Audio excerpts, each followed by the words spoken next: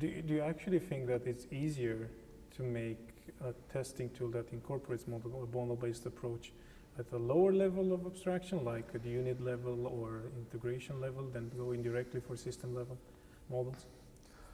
I actually think it's the same.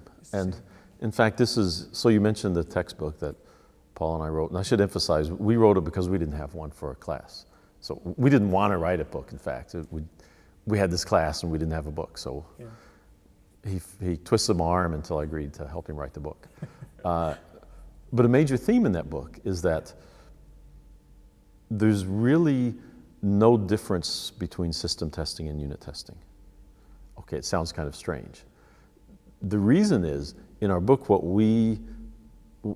way we teach testing is we first go up to an appropriate abstraction level. And that can be model, so model-based testing, or it can be pulling a model out of the source, or control flow graph. It's usually not considered something used for model-based testing, but it is a model and it's a graph.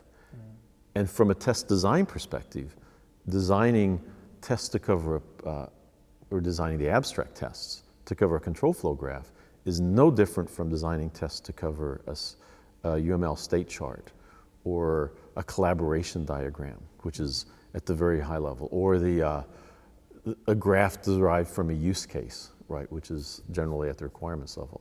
So once you go to the level of abstraction, the test design process is exactly the same. Getting the model is different, and implementing the tests into concrete tests, that becomes different.